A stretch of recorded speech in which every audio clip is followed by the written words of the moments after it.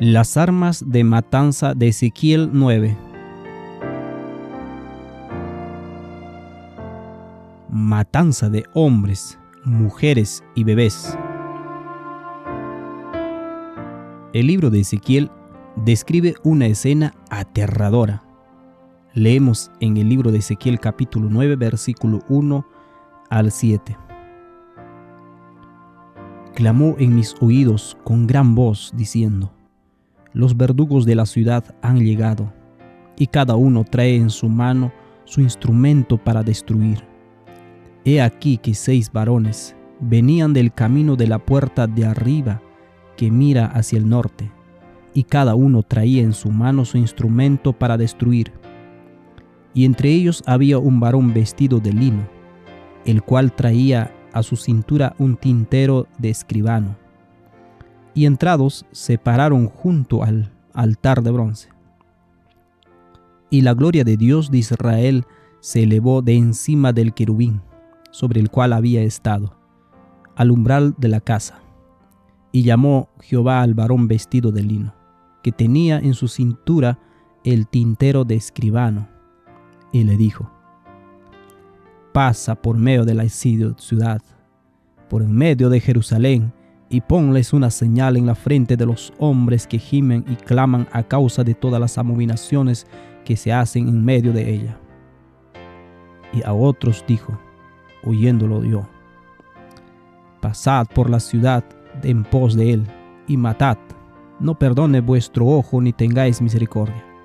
Matad a viejos, jóvenes y vírgenes, niños y mujeres, hasta que no puede ninguno.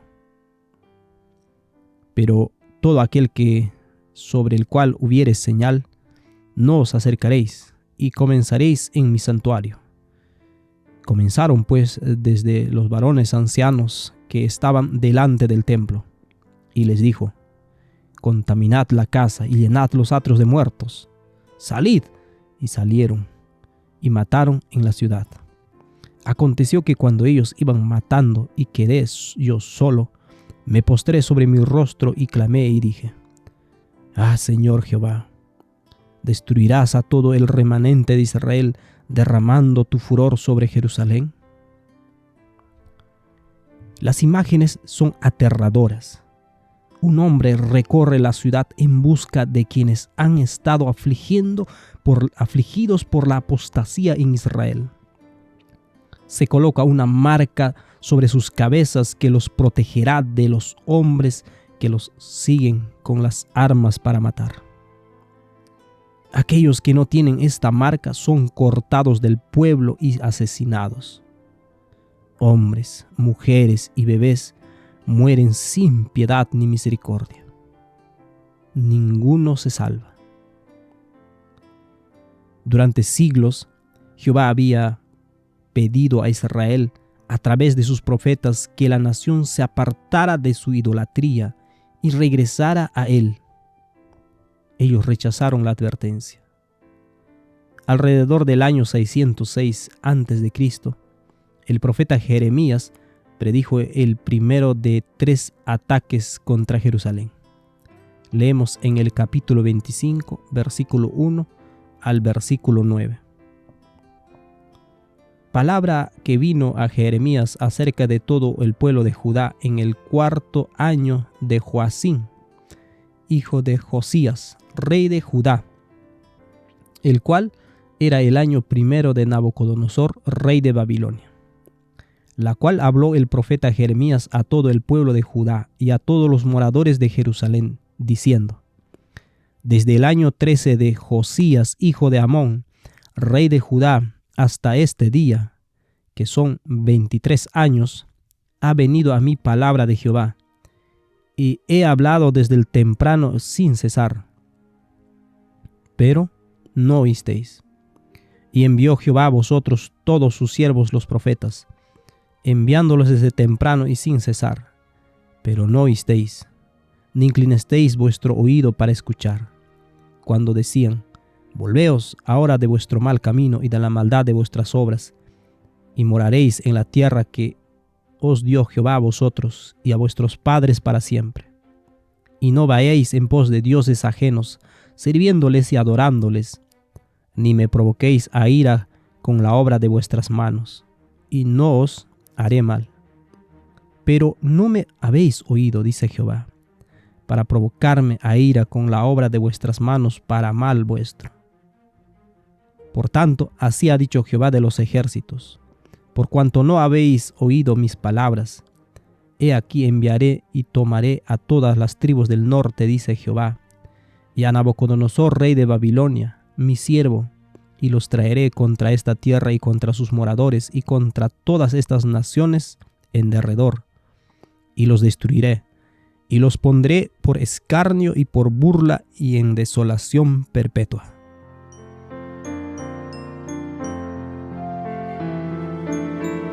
Contexto de Ezequiel 9. Daniel y sus amigos fueron capturados en el primer saqueo de Jerusalén en el año 606 a.C. Pero Jerusalén no se arrepintió ni aprendió la lección. Fueron atacados por segunda vez en el año 599 a.C. Pero aún así no se arrepintieron. Finalmente, en el año 586 a.C., Nabucodonosor destruyó completamente la ciudad. Urias Smith da la siguiente descripción respecto a ello. Sitio de Jerusalén, como quien es consciente de decir solo la verdad bien conocida. Procede de inmediato a declarar una variedad de detalles de los cuales su exactitud podría ser probada. El derrocamiento de Jerusalén registrado aquí fue predicho por Jeremías y se llevó a cabo en el año 606 a.C. Cita Jeremías 25 del 8 al 11. Jeremías coloca esta cautividad en el cuarto año de Joacim, Daniel en el tercero. Esta aparente discrepancia se explica por el hecho de que Nabucodonosor emprendió su expedición cerca del fin del tercer año de Joacim, punto de la historia desde el cual Daniel habla. Pero el rey no logró el sometimiento de Jerusalén hasta aproximadamente el 9º mes del año siguiente, año del cual Jeremías habla. Joacim, aunque destinado a ser llevado a Babilonia, se humilló y se permitió permanecer como gobernante en Jerusalén y tributario del rey de Babilonia. Esta fue la primera vez que Nabucodonosor tomó Jerusalén. 2 veces posteriormente la ciudad se rebeló, pero fue capturada por el mismo rey y se trató con mayor severidad cada vez que sucedió. El segundo derrocamiento fue durante el tiempo de Joacim o Joaquín, hijo de Joacim, cuando todos los vasos sagrados fueron tomados o destruidos, y los nobles de los habitantes fueron conducidos con el rey en cautiverio. El tercero estaba bajo Sedequías, cuando la ciudad soportó un sitio formidable. Durante su continuación, durante 1 año y medio, los habitantes de la ciudad sufrieron todos los errores de la hambruna extrema. Finalmente, la guarnición y el rey intentaron escapar de la ciudad, pero fueron capturados por los caldeos. Los hijos del rey fueron asesinados ante su rostro. Le sacaron los ojos y fue llevado a Babilonia. Así se cumplió la predicción de Ezequiel de que debería ser llevado a Babilonia y morir allí. Sin embargo, él no debería ver el lugar. La ciudad y el templo fueron totalmente destruidos en este momento, y toda la población del país, con la excepción de unos pocos labradores, fueron llevados cautivos a Babilonia en el año 586 a.C. Esto es el comentario de Urias Smith concerniente a Daniel y Apocalipsis, y especialmente comentario sobre Daniel 1, versículo 1 al versículo 2.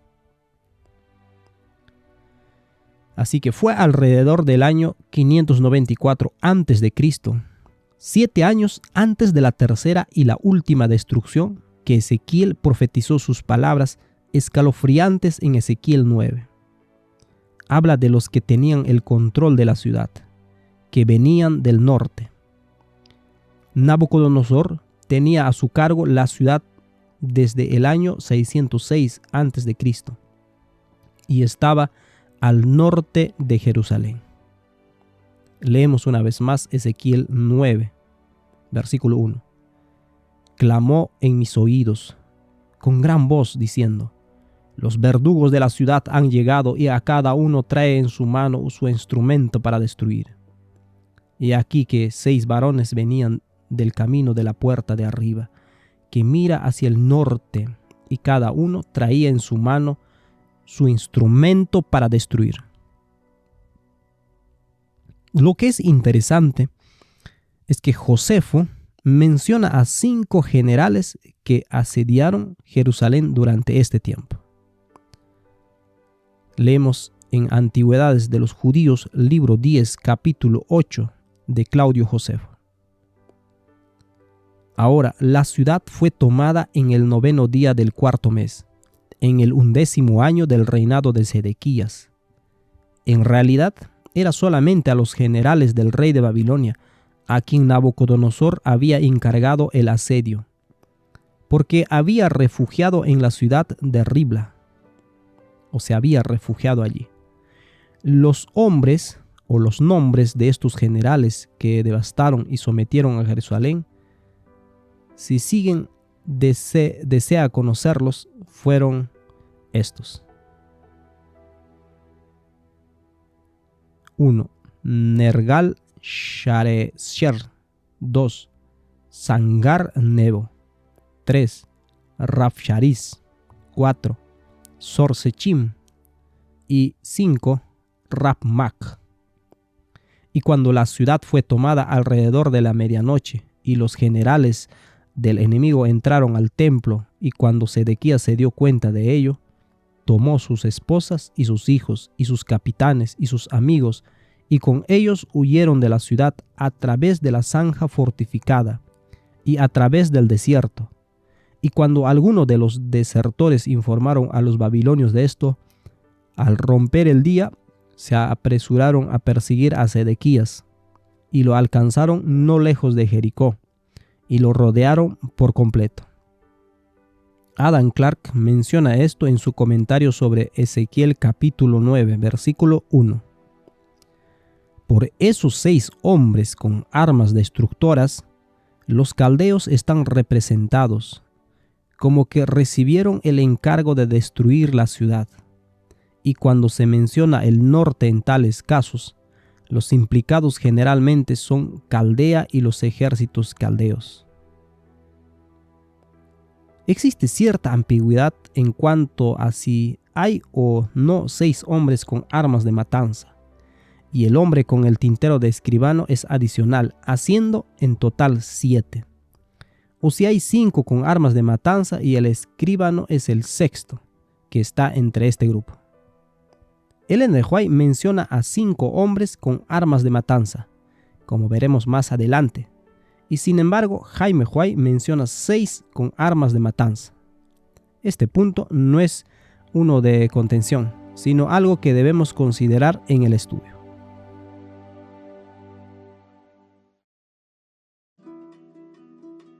La idolatría de Israel. Es importante señalar aquí que Israel se había involucrado seriamente en la idolatría, como se señala en el capítulo 8 de Ezequiel y en muchos otros lugares.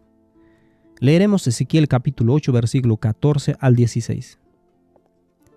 Y me llevó a la entrada de la puerta de la casa de Jehová, que está al norte. He aquí mujeres que estaban allí sentadas endechando a Tamuz. Y luego me dijo: ¿no ves, hijo del hombre? Vuélvete aún, verás abominaciones mayores que estas. Y me llevó al atrio de adentro de la casa de Jehová. He aquí junto a la entrada del templo de Jehová, entre la entrada y el altar, como 25 varones, sus espaldas vueltas al templo de Jehová y sus rostros hacia el oriente, y adoraban al sol, postrándose hacia el oriente. También notamos que Israel estaba adorando a los dioses que venían del este. Todo el sistema de idolatría se había desarrollado bajo Nimrod en la región de Babilonia, que estaba geográficamente al noreste de Israel. Cuando el ejército babilónico llegó a invadir Israel, vino del norte, en lugar de cruzar directamente el desierto. Leemos en Isaías capítulo 2, versículo 6. Ciertamente tú has dejado tu pueblo, la casa de Jacob, porque están llenos de costumbres traídas del oriente y de agoreros como los filisteos, y pactan con hijos de extranjeros. El punto aquí es que como Israel adoró a los dioses de Babilonia, finalmente fueron entregados en manos de Babilonia. Al elegir dedicarse a la idolatría, Israel estaba rindiendo homenaje a Satanás, y por lo tanto, Satanás podía exigir el derecho sobre lo que le pertenecía.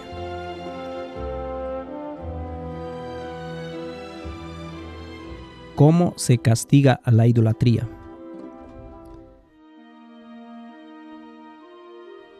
Los 10 mandamientos nos dicen claramente lo que sucede cuando nos entregamos a la idolatría.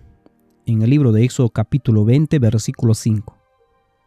No te inclinarás a ellas, ni las honrarás, porque yo soy Jehová tu Dios, fuerte, celoso, que visito la maldad de los padres sobre los hijos, hasta la tercera y cuarta generación de los que me aborrecen. Israel estaba involucrado en la idolatría, y el texto dice que el juicio sobre esto es la visitación de las iniquidades de los padres sobre los hijos. Y vemos que esto sucede en Israel en Ezequiel capítulo 9. El pecado de idolatría de varias generaciones terminó con esa iniquidad siendo visitada sobre la generación de Daniel y sus amigos. La importancia de la conexión de Babilonia es que muestra que esta visión está conectada a las consecuencias naturales a través del cumplimiento inmediato de esta profecía. Sabemos que la destrucción de Jerusalén en el año 586 a.C. no fue el cumplimiento completo de esta profecía. Sin embargo, sirve para mostrar cómo esta profecía se cumple a través de los agentes humanos, como consecuencia de sus propios pecados de Israel.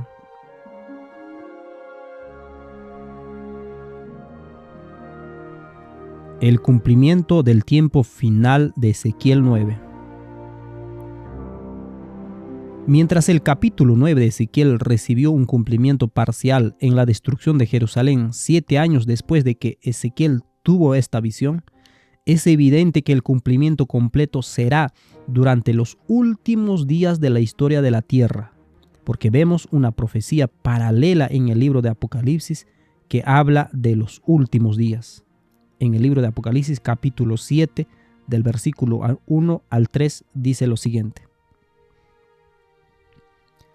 Después de esto vi a 4 ángeles en pie sobre los 4 ángulos de la tierra, que detenían los 4 vientos de la tierra, para que no soplasen viento alguno sobre la tierra, ni sobre el mar, ni sobre ningún árbol.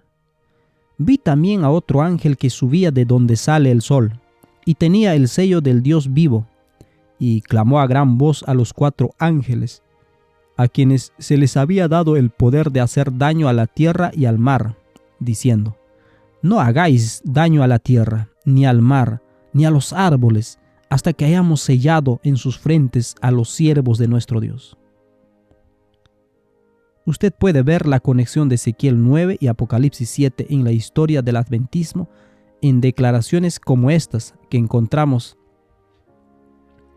en la Review Herald del 28 de julio del año 1859, escrito por R.F. Cottrell. Dice lo siguiente: Dios le está llamando a elegir si guardará sus mandamientos y recibirá su sello, u obedecerá a su rival, la bestia, y recibirá su marca. Él está advirtiendo sobre las terribles consecuencias de aceptar esto último. El gran día de su ira está justo delante de nosotros y necesitamos un escudo en ese día.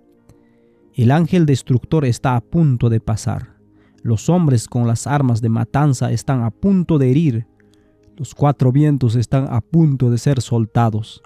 Y nada más que el símbolo de Dios, su marca o sello, hará que el destructor no pase sobre nosotros.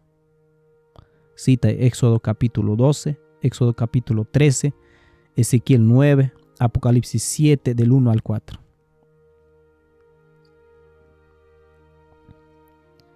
Esta cita es del Review Herald del 15 de septiembre de 1863, escrito por Jaime White, bajo el título ¿Cuál es la marca del Dios vivo?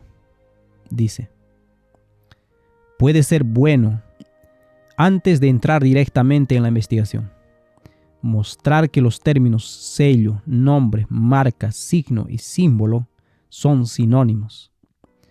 De todo o que todo lo que pueda afirmarse en verdad de uno de estos pueda afirmarse realmente de cualquiera de los otros. Si el lector se toma la tarea de examinar el diccionario de Webster, encontrará entre las definiciones del término sello lo siguiente: establecer o colocar un sello, como una marca de autenticidad, confirmar, ratificar, establecer. Igualmente, de acuerdo con la misma autoridad, es el significado un símbolo o una marca. Un símbolo se define como un signo, marca, monumento para dar a conocer. Pero Webster no es para nosotros la más alta autoridad en este punto. Apocalipsis 7 del 1 al 4. Y después de estas cosas vi 4 ángeles de pie en los 4 ángulos de la tierra, sosteniendo los 4 vientos de la tierra, para que el viento no sople sobre tierra, ni sobre el mar, ni sobre ningún árbol. Y vi otro ángel que sube del oriente, que tiene el sello del Dios viviente, y clamó a gran voz a los 4 ángeles, a quienes fue dado que hirieren la tierra y el mar, diciendo: no hirieras la tierra, ni el mar, ni los árboles, hasta que hayamos sellado en sus frentes a los siervos de nuestro Dios. Y oí el número de los sellados, y fueron sellados 144,000 de todas las tribus de los hijos de Israel. Ahora, comparando Apocalipsis 4, versículo 1 al 4, con los anteriores, se verá que se introducen los 144,000, que tienen el nombre del Padre escrito en sus frentes. En Apocalipsis 7, el sello de Dios viviente se coloca en sus frentes para que no se vean perjudicados por los juicios allí descritos.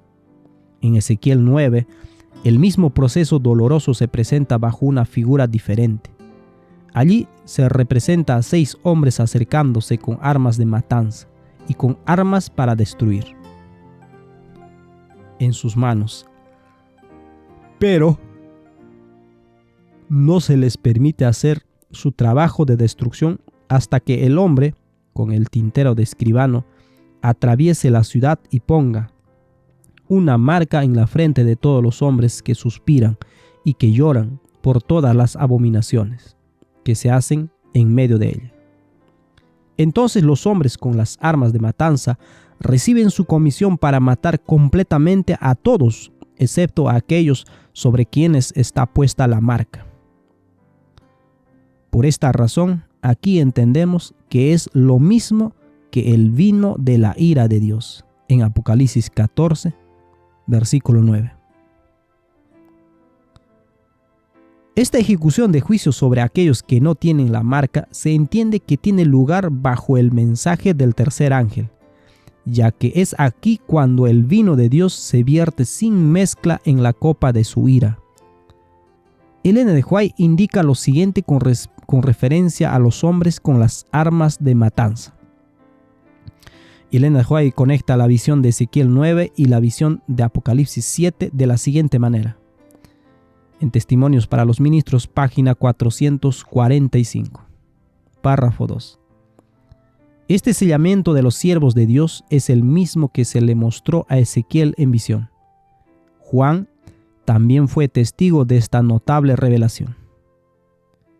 Si estas dos visiones son las mismas, Entonces los hombres con armas de matanza son paralelos a los vientos que contienda que los ángeles de Dios liberan en Apocalipsis 7.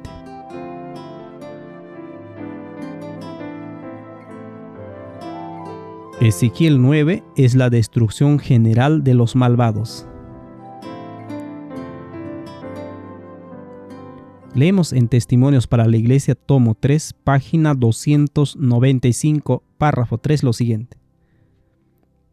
A menos que se arrepientan y dejen la obra satánica de oprimir a los que tienen la preocupación de la obra y de dar la mano a los pecadores de Sión, nunca recibirán el sello de la aprobación de Dios. Caerán en la destrucción general de los impíos, representada por la obra de los hombres que llevaban armas para matar. Entonces el trabajo de los 5 hombres que portan las armas para destruir significa la destrucción general de los malvados.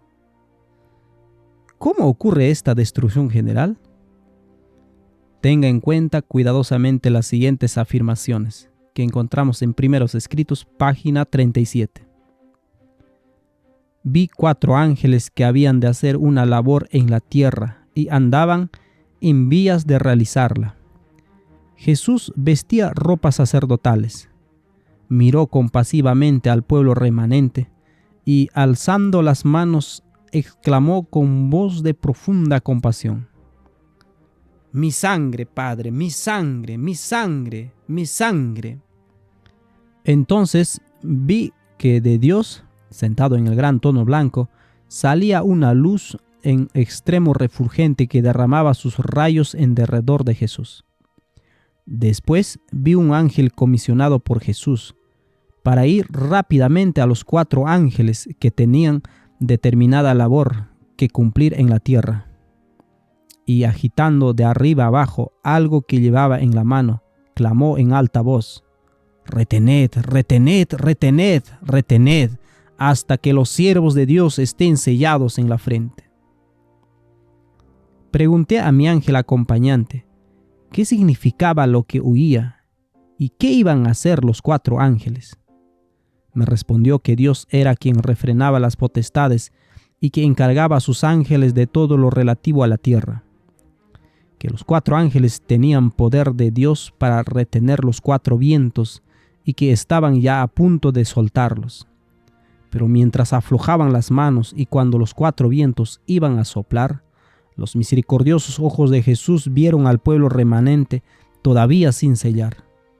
Y alzando las manos hacia su Padre, intercedió ante él, recordándole que había derramado su sangre por ellos.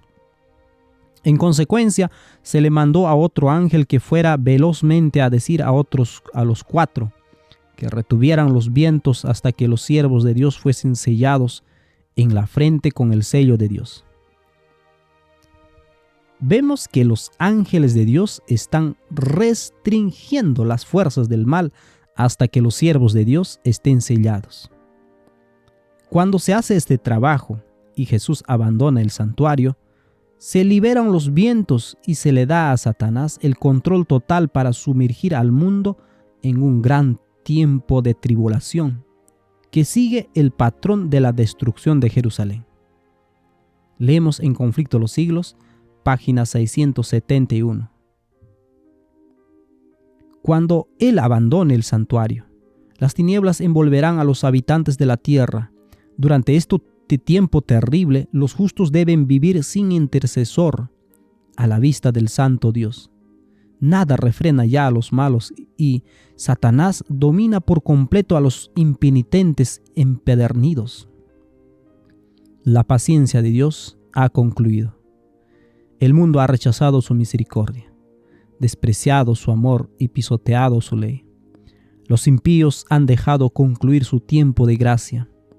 El Espíritu de Dios al que se opusieran obstinadamente acabó por apartarse de ellos. Desamparados ya de la gracia divina, están a merced de Satanás, el cual sumirá entonces a los habitantes de la tierra en una gran tribulación final. como los ángeles de Dios dejen ya de contener los vientos violentos de las pasiones humanas, todos los elementos de contención se desencadenarán. El mundo entero será envuelto en una ruina más espantosa de la que cayó antiguamente sobre Jerusalén. Los elementos de la naturaleza: terremoto, tempestad y conflicto político. Observe qué más dice Elena de White sobre la cita anterior. En Testimonios para los Ministros, página 444. La descripción del día de Dios se nos da por medio de Juan el Revelador. Juan oyó el clamor de las muchedumbres aterrorizadas. El gran día de su ira ha llegado. ¿Quién podrá sostenerse en pie? El apóstol estaba aterrado, el mismo apóstol, y estaba abrumado. Sigue diciendo, si han de producirse tales escenas, si han de caer tan tremendos juicios sobre un mundo culpable, ¿cuál será el refugio del pueblo de Dios? ¿Cómo serán protegidos hasta que pase la indignación? Juan ve los elementos de la naturaleza, terremotos, tempestades y lucha política, bajo el símbolo de 4 ángeles que los retienen. Estos vientos están bajo control hasta que Dios ordena soltarlos. Ahí está la seguridad de la iglesia de Dios. Los ángeles de Dios obedecen su mandato al retener los vientos de la tierra para que no soplen sobre esta, ni sobre el mar, ni sobre ningún árbol hasta que los siervos de Dios sean sellados en sus frentes. Al ángel poderoso se lo ve subiendo del este, o de donde sale el sol. El más poderoso de los ángeles tiene en su mano el sello del Dios vivo, el único que puede dar vida, que puede poner la señal o inscripción sobre las frentes de aquellos a quienes se les concederá la inmortalidad, la vida eterna. Es la voz de este ángel encumbrado la que tiene autoridad para ordenar a los 4 ángeles que mantengan en jaque los 4 vientos hasta que esa hora sea realizada y hasta que Él ordene que sean soltados. Entonces, los ángeles que están sosteniendo los vientos están deteniendo las desastres naturales y las luchas políticas. Observe cómo Elena de White se refiere a los desastres naturales y las luchas políticas como los elementos de la naturaleza. Tanto el mundo natural como el mundo moral humano se enumeran juntos.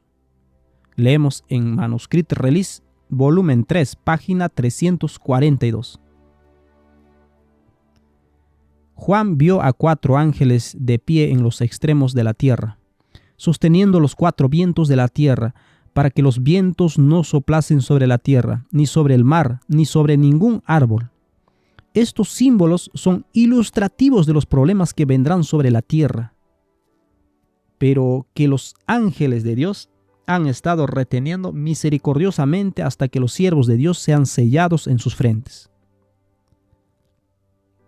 Los vientos, los terremotos y las tempestades no son brotes caprichosos de las fuerzas mecánicas no reguladas.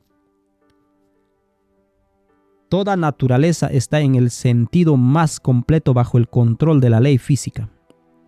Es la expresión de una voluntad superior. Él sostiene los vientos entre sus puños.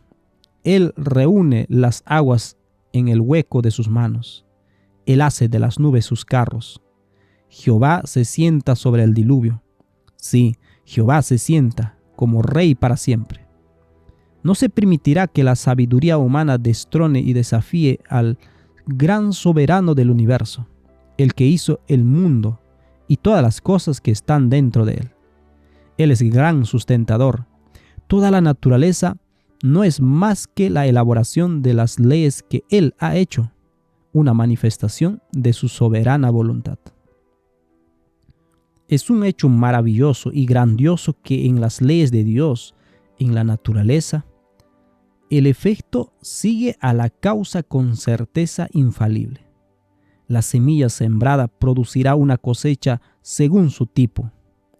Entonces la semilla está en la naturaleza humana. El que siembra para la carne, de la carne segará la corrupción. El que siembra para el espíritu, del espíritu segará la vida eterna. Si los seres humanos considerasen que están haciendo su propia cosecha, tendrían cuidado con la semilla que siembran. El mundo natural es una expresión de la mayor voluntad de Dios. La creación visible, cuando opera pacíficamente y en completo orden, es una expresión del amor y cuidado de nuestro Padre. Cuando se liberen los vientos, el mundo natural y la naturaleza del hombre serán entregados a las manos del Dios que el mundo ha elegido. La faz de la naturaleza y la faz del hombre sin el sello de Dios reflejarán la mente de Satanás. A medida que el hombre abusa de la naturaleza y usa la tierra para su propia indulgencia, la tierra reflejará su propia mente destructiva y se convertirá en un instrumento de muerte. Esto leemos en Manuscrito Release, volumen 3, página 344. Bajo la supuesta sabiduría de los hombres, la naturaleza se coloca en un punto donde se convierte en una agencia destructiva. Las cosas buenas que se le fueron dadas al hombre, solo para bendecirlo, se convierten en una maldición. Mediante el uso de vino y licor, los hombres se convierten en esclavos del apetito. Dios no se interpone y obra un milagro para convertir el alma en bien, porque Él ha puesto toda la naturaleza bajo sus leyes eternas. Que no haya paz para los malvados, dice, deja que todo esté en guerra con él. Y la naturaleza responde, no habrá ninguno. Si el hombre se pone a sí mismo en sus propias manos, obra según sus propios deseos, si trabaja contra Dios y la naturaleza, sus indulgencias se convertirán para él en los instrumentos de la muerte. Para explicar cómo la naturaleza se convierte en un agente destructivo, Elena de White menciona la producción de vino. El hombre toma la uva natural y la convierte en una maldición destructiva. Este mismo principio ocurre en una escala más amplia cuando se liberan los vientos.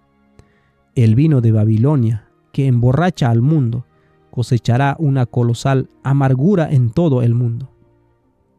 Sin embargo, es el hombre quien crea este resultado a través de su propia indulgencia, y esta indulgencia se convierte en un instrumento de la muerte.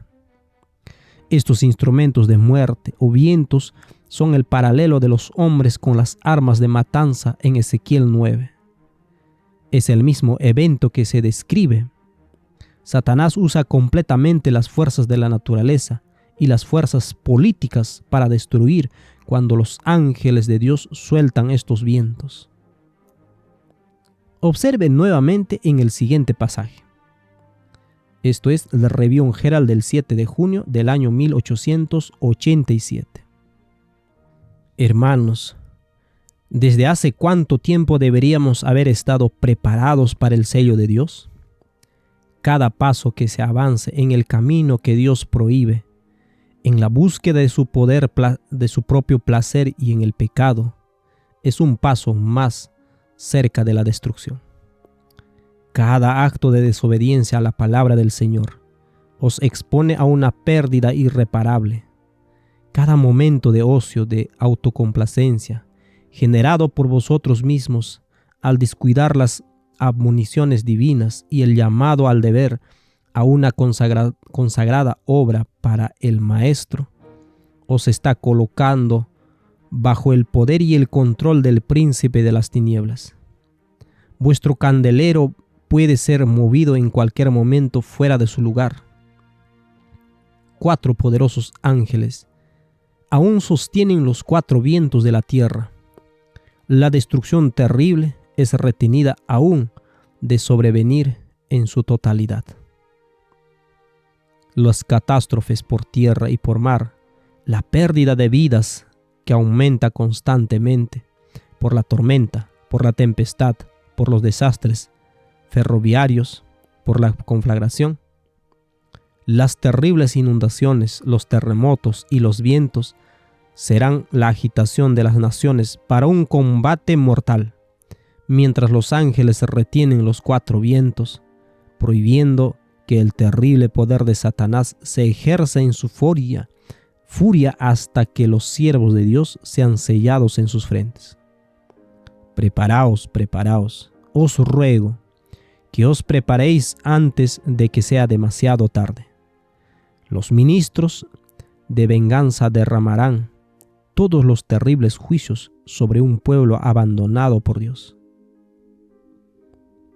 Nuevamente, vemos que los vientos que los ángeles están reteniendo son el terrible poder de Satanás. Las visiones de Ezequiel 9 y Apocalipsis 7 son las mismas. Por lo tanto, la liberación de los vientos es la misma que la de los hombres que vienen con las armas de exterminio como ministros de venganza. Los juicios recaen sobre un pueblo abandonado por Dios, lo que significa que Dios retiró su presencia en contra de su voluntad y le permitió a Satanás el control total de acuerdo con los dioses que el pueblo eligió para sí mismos. Los hombres con las armas de matanza representan la liberación del poder de Satanás. Aquí, así que hacemos un resumen de la secuencia de la siguiente manera. 1. Los ángeles de Dios están sosteniendo los vientos de lucha hasta que los justos sean sellados. 2. Jesús entonces deja su santuario de intercesión en el santuario. 3.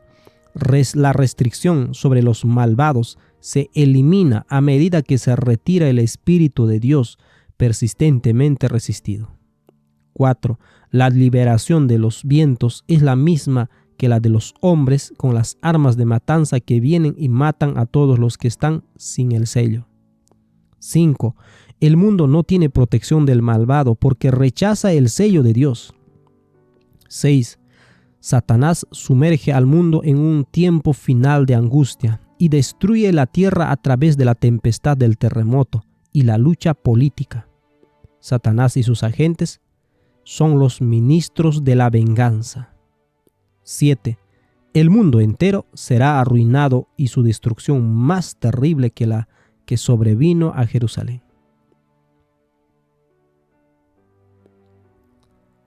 Notemos la secuencia de eventos en la destrucción de Jerusalén descrita en El conflicto de los siglos, página 39. Veamos.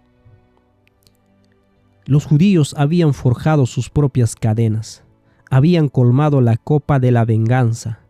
En la destrucción absoluta de que fueron víctimas como nación y en todas las desgracias que les persiguieron en la dispersión, no hacían sino cosechar lo que habían sembrado con sus propias manos. Dice el profeta, refiriéndose a Oseas: «Es tu destrucción, oh Israel, el que estés contra mí, porque has caído por tu iniquidad». Los padecimientos de los judíos son muchas veces representados como castigo que cayó sobre ellos por decreto del Altísimo. Así es como el gran engañador procura ocultar su propia obra. Por la tenacidad con que rechazaron el amor y la misericordia de Dios, los juicios se hicieron retirar su protección y Satanás pudo regirlos como quiso.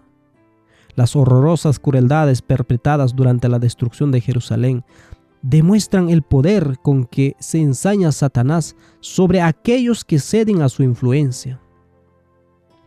No podemos saber cuánto debemos a Cristo por la paz y la protección de que disfrutamos. Es el poder restrictivo de Dios lo que impide que el hombre caiga completamente bajo el dominio de Satanás. Los desobedientes e ingratos deberían hallar un poderoso motivo de agradecimiento a Dios en el hecho de que su misericordia y clemencia hayan coartado el poder malífico del diablo. Pero cuando el hombre traspasa los límites de la paciencia divina, ya no cuenta con aquella protección que le libraba del mal. Dios no asume nunca para con el pecador la actitud de un verdugo que ejecuta la sentencia contra la transgresión, sino que abandona su propia suerte a los que rechazan su misericordia, para que recojan los frutos de lo que sembraron sus propias manos. Todo rayo de luz que se desprecia, toda admonición que se desoye y rechaza, toda pasión malsana que se abriga, toda transgresión de la ley de Dios, son semilla que darán infaliblemente su cosecha. Cuando se le resiste tenazmente, el Espíritu de Dios concluye por apartarse del pecador, y éste queda sin fuerza para dominar las pasiones de su alma, las malas pasiones de su alma, y sin protección alguna contra la malicia y la perfidia de Satanás. La destrucción de Jerusalén es una advertencia terrible y solemne para aquellos que menosprecian los dones de la gracia divina y que resisten a las instancias de la misericordia divina. Nunca se dio un testimonio más decisivo de cuánto aborrece Dios el pecado y de cuán inevitable es el castigo que sobre sí atraen los culpables. La profecía del Salvador referente al juicio que iba a caer sobre Jerusalén va a tener otro cumplimiento, y la terrible desolación del primero no fue más que un pálido reflejo de lo que será el segundo. En lo que acaeció a la ciudad escogida, podemos ver anunciada la condenación de un mundo que rechazó la misericordia de Dios y pisoteó su ley. Lóbregos son los anales de la humana miseria que ha conocido la tierra a través de siglos de crímenes. Al contemplarlos, los corazones desfallecen, el corazón desfallece y la mente se abruma de esputor. Horrendas han sido las consecuencias de haber rechazado la autoridad del cielo.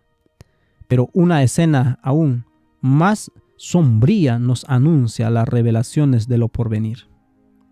La historia de lo pasado, la interminable serie de alborotos, conflictos y contiendas, toda la armadura del guerrero en el tumulto de batalla y los vestidos revolcados en sangre, ¿qué son y qué valen en comparación con los horrores de aquel día, cuando el Espíritu de Dios se aparte del todo de los impíos y los deje abandonados a sus fieras pasiones y a merced de la saña satánica?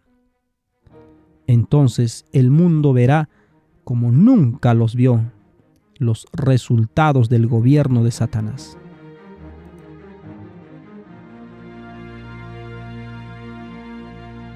El rey que usted elige es el rey que sirve.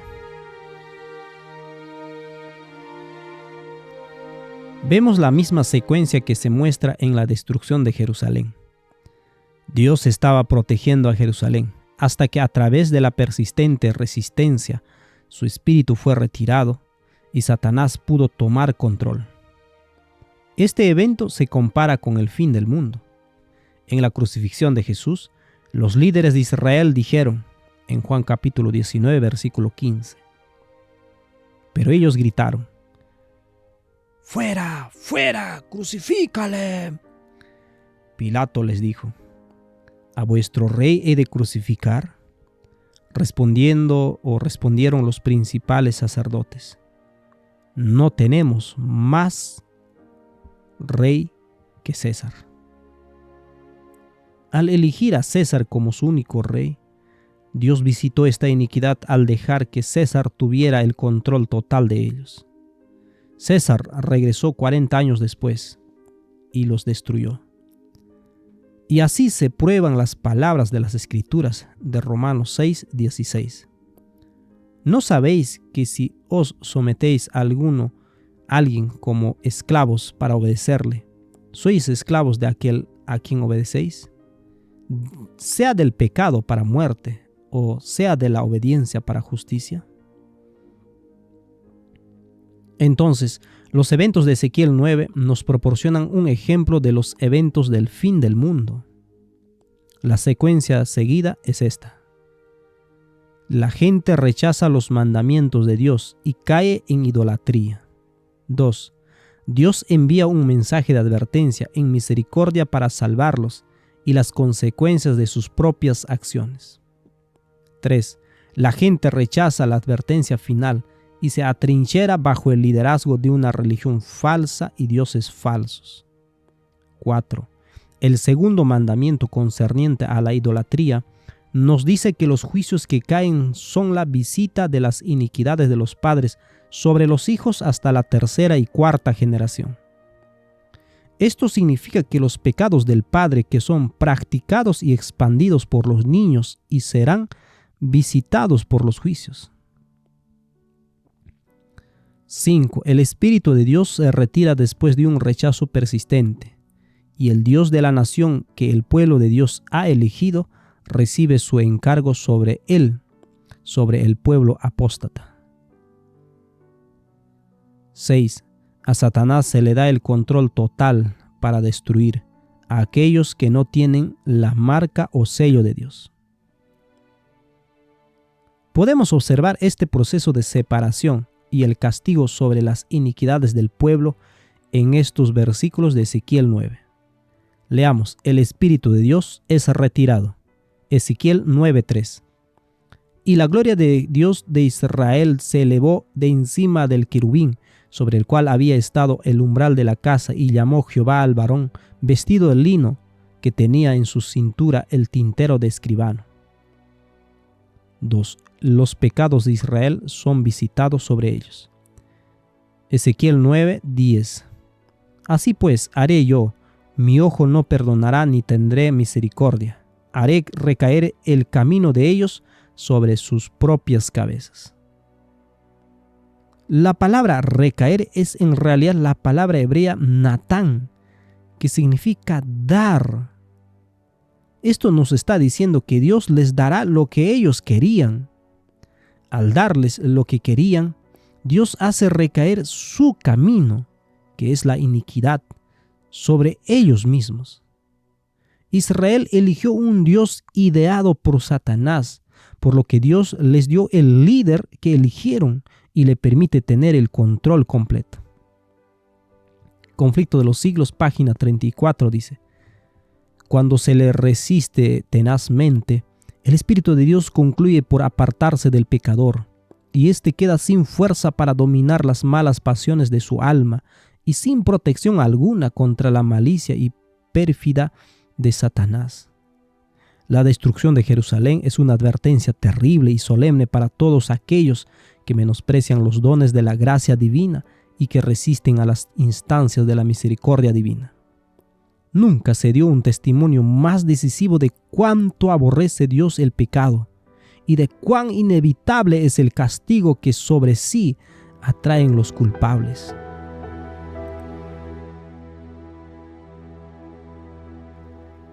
La orden para matar.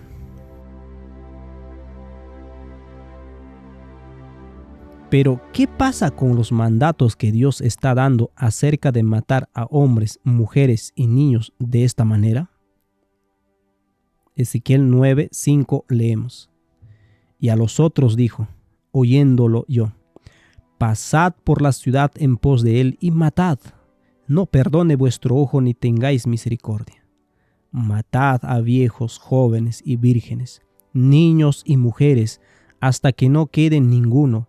Pero a todo aquel sobre el cual hubieres señal, no os acercaréis, y comenzaréis por mi santuario. Y comenzaron pues desde los varones ancianos que estaban delante del templo. Y les dijo: contaminad la casa y llenad los atrios de muertos. Salid, y salieron, y mataron en la ciudad. Aconteció que cuando ellos iban matando, y quedé yo solo, me postré sobre mi rostro, y clamé y dije: Ah, Señor Jehová, destruirás a todo el remanente de Israel, derramando tu furor sobre Jerusalén. Estos textos nos invitan a cuestionar lo que creemos sobre el carácter de Dios. ¿Dios ordena el asesinato de mujeres, jóvenes y niños pequeños? El proceso que hemos seguido debe explicar claramente cómo se lleva a cabo esta orden de matar. Pero antes exploraremos esto un poco más. Lucas capítulo 19, versículo 12 al versículo 27 leemos. Dijo pues, un hombre noble se fue a un país lejano para recibir un reino y volver. Y llamando a 10 siervos suyos, les dio 10 minas y les dijo: negociad entre tanto que vengo. Pero sus conciudadanos le aborrecían y enviaron tras él una embajada diciendo: no queremos que éste reine sobre nosotros. Aconteció que vuelto él, después de recibir el reino, mandó llamar ante él a aquellos siervos a los cuales había dado el dinero, para saber lo que había negociado cada uno. Vino el primero diciendo: Señor, tu mina ha ganado 10 minas. Y él dijo: está bien, buen siervo, por cuanto en lo poco has sido fiel, tendrás autoridad sobre 10 ciudades. Vino otro diciendo: Señor, tu mina ha producido 5 minas. También a este dijo: tú también sé sobre 5 ciudades. Vino otro diciendo: Señor, aquí está tu mina, la cual he tenido guardada en un pañuelo, porque tuve miedo de ti, por cuanto eres hombre severo, que tomas lo que no pusiste y ciegas lo que no sembraste. Entonces él le dijo: mal siervo, por tu propia boca te juzgo. Sabías que yo era hombre severo, que tomo lo que no puse y que ciego lo que no sembré. ¿Por qué pues no pusiste mi dinero en el banco, para que al volver yo lo hubiera recibido con los intereses? Y dijo a los que estaban presentes: quitadle la mina y dadle al que tiene las 10 minas. Y ellos le dijeron: Señor, tienes 10 minas. Pues yo os digo que a todo el que tiene se le dará, mas al que no tiene, aún lo que tiene se le quitará. Y también a aquellos mis enemigos que no querían que yo reinase sobre ellos, traedlos acá y decapitadlo delante de mí. Esta es la historia de los talentos, como se cuenta en el libro de Lucas. En el versículo 14 dice que los ciudadanos odiaban al noble.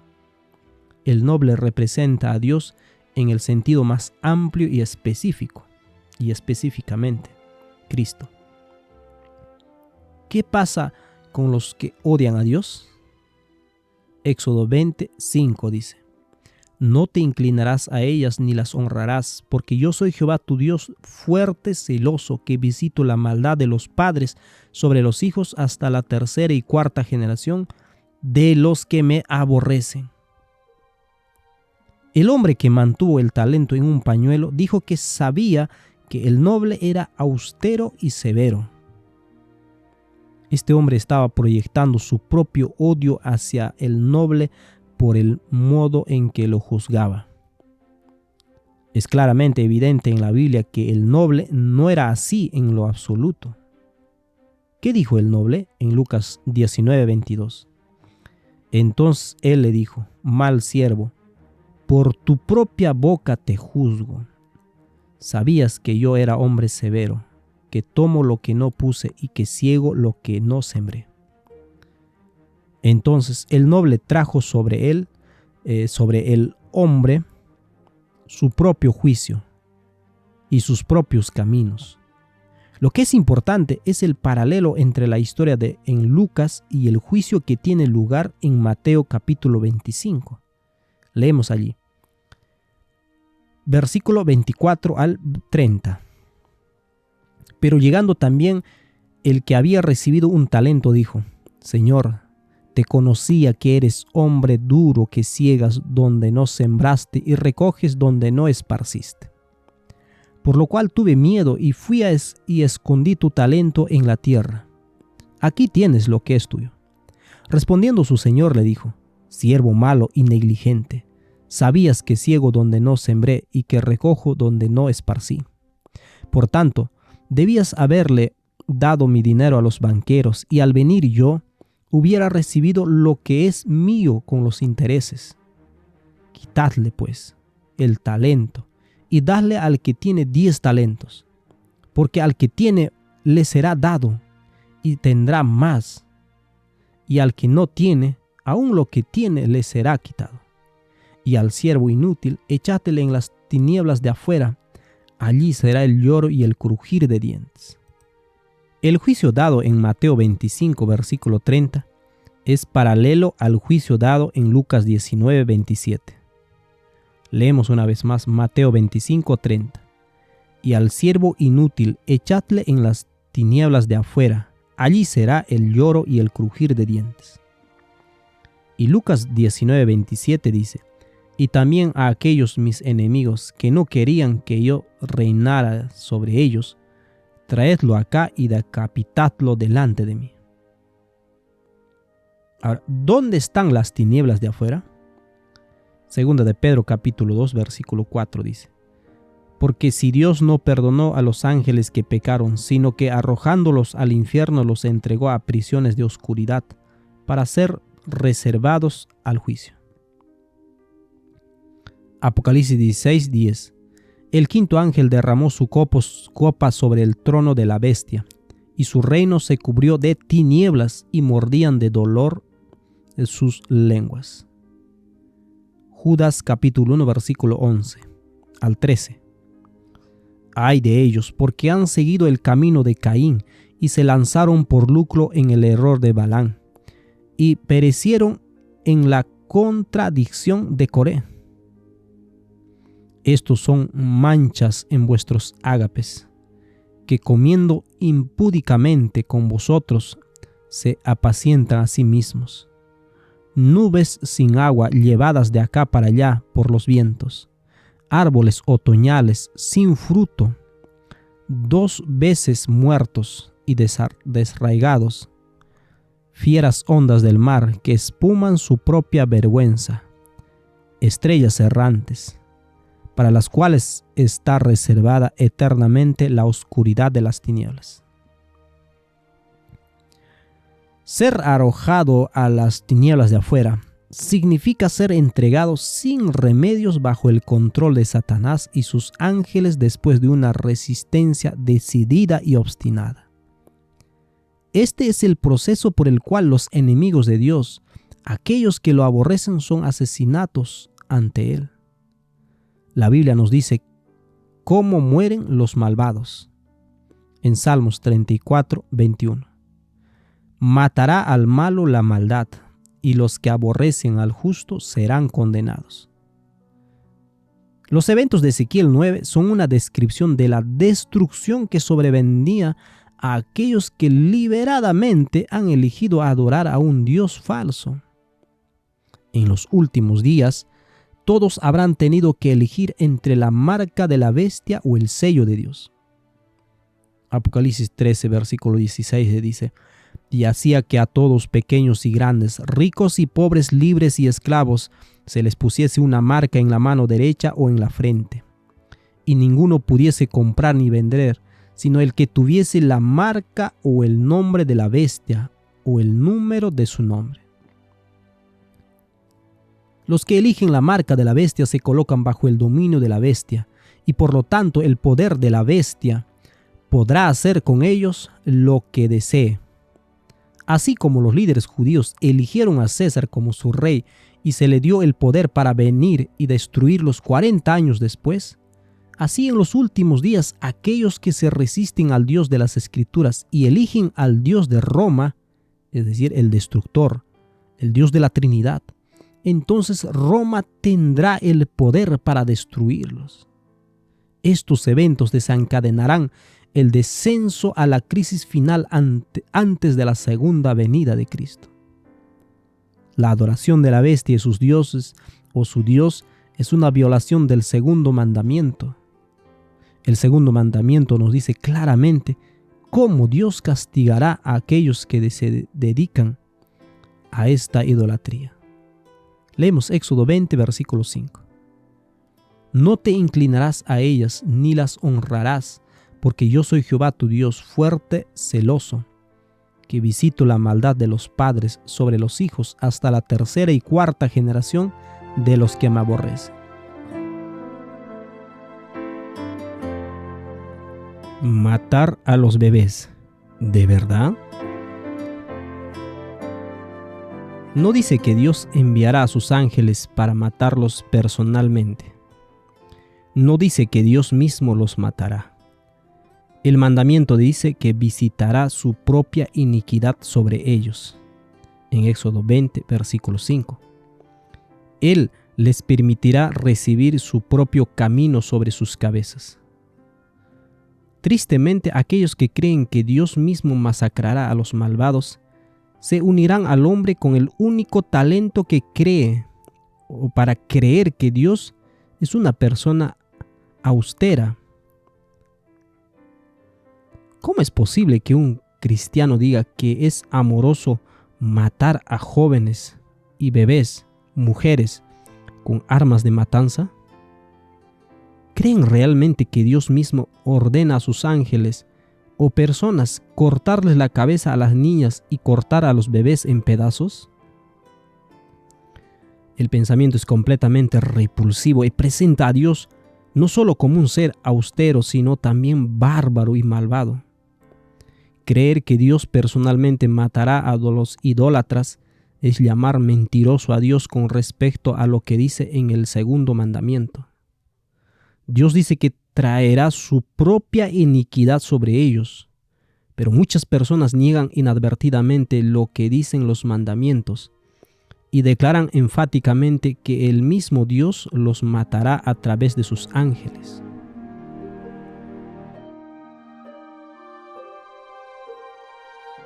El uso de las órdenes permisivas. Se argumenta que si Dios lo ordenó, entonces Él es quien lo hace. Ezequiel 9, versículo 4 dice: Y le dijo Jehová: pasa por medio de la ciudad, por medio de Jerusalén, y ponles una señal en la frente de los hombres que gimen y que claman a causa de todas las abominaciones que se hacen en medio de ella. Y a los otros dijo, oyéndolo yo: pasad por la ciudad en pos de él y matad. No perdone vuestro ojo ni tengáis misericordia. Matad a viejos, jóvenes y vírgenes, niños y mujeres, hasta que no quede ninguno. Pero a todo aquel sobre el cual hubiere señal, no os acercaréis, y comenzaréis por mi santuario. Comenzaron pues desde el varón de los varones ancianos que estaban delante del templo. Estos versículos deben leerse en el contexto del versículo 10. Así pues haré yo, dice en el versículo 10, mi ojo no perdonará ni tendré misericordia. Haré recaer el camino de ellos sobre sus propias cabezas. Estas órdenes son dadas en un lenguaje de permisión. Nadie en el universo puede actuar sin el permiso de Dios. Satanás tuvo que pedir permiso a Dios para afligir a Job. Y esto encontramos en el libro de Job, capítulo 1, versículo 9 al 12. Respondiendo Satanás a Jehová dijo: ¿acaso teme Job a Dios de balde? ¿No le has acercado a él alrededor y a su casa y a todo lo que tiene? Al trabajo de sus manos has dado bendición. Por tanto, sus bienes han aumentado sobre la tierra. Pero extiende ahora tu mano y toca todo lo que tiene, y verás si no blasfema contra ti en tu misma presencia. Dijo Jehová a Satanás: he aquí todo lo que tiene está en tu mano. Solamente no pongas tu mano sobre él. Y salió Satanás de delante de Jehová. La mano de Dios es extendida para entregar todo en las manos de Satanás. Vemos que este principio en relación con Acab y Micaías leemos en Primera Reyes capítulo 22, versículo 20. Y Jehová dijo: ¿quién inducirá a Acab para que suba y caiga en Ramot de Galaad? Y uno decía de una manera, y otro decía de otra. Y salió un espíritu y se puso delante de Jehová y dijo: yo le induciré. Y Jehová le dijo: ¿de qué manera? Él dijo: yo saldré y seré espíritu de mentira en boca de todos sus profetas. Y él dijo: le inducirás y aún lo conseguirás. Ve, pues, y hazlo así. Un espíritu viene ante Dios y dice que pondrá mentiras en la boca de todos los profetas. Dios le ordena que salga y lo haga. ¿Le ordenó Dios a este espíritu malo que mintiera en nombre de Dios? ¿Acaso Dios no permitió que este espíritu maligno hiciera lo que deseaba y al dar su permiso, el ángel recibió su orden? Satanás había querido destruir Jerusalén durante siglos antes del tiempo de Daniel. Finalmente a Satanás se le da permiso para destruir la ciudad y se presenta con las palabras de autorización dadas por el Rey del cielo. Este mismo principio se aplica en el tiempo de Saúl. Leemos en 1 Samuel capítulo 16, versículo 23. Y cuando el espíritu malo de parte de Dios venía sobre Saúl, David tomaba el arpa y tocaba con su mano. Y Saúl tenía alivio y estaba mejor, y el espíritu malo se apartaba de él. Dios ordenó a un espíritu malo que hostigara a Saúl, ¿o permitió Dios que este espíritu malvado hiciera esto? Leemos en Salmo 78, versículo 49 lo siguiente. Envió sobre ellos el ardor de su ira, enojo, indignación y angustia, un ejército de ángeles destructores. Preguntamos, ¿Dios ordenó a los ángeles malvados que destruyeran a los egipcios en las plagas o les dio permiso para hacer esto? La palabra que se envía en este versículo también puede significar la liberación. Dios liberó o dio permiso a Satanás y sus ángeles para hacer su trabajo de destrucción. En vemos lo siguiente. 1. El castigo dado en Ezequiel es dado por el pecado de idolatría. 2. El segundo mandamiento nos dice que la idolatría es castigada visitando la iniquidad de los pecadores sobre sus cabezas. Esto está claramente establecido en Ezequiel 9:10. Un cumplimiento parcial, este sería número 3, de Ezequiel 9 ocurrió en el año 586 a.C., cuando Babilonia destruyó a Jerusalén completamente. Este evento indica la verdad de que el juicio de Dios fue de hecho una visita de su propia iniquidad sobre sus cabezas. 4. El espíritu de profecía establece claramente que los hombres con las 5 armas de matanza representan la destrucción general de los malvados. Esto está en Testimonios tomo 3, página 267. 5. La destrucción general de los impíos es expresada por Elena de White como un evento que tiene lugar de la misma manera que la destrucción de Jerusalén en el año 70 después de Cristo. 6. La destrucción de Jerusalén se menciona claramente en términos de ser entregada al control de Satanás. Conflicto de los siglos, página 35 y 36. Paginación en inglés. 7. Cuando Jesús deje el santuario en el cielo, todos los justos habrán sido sellados.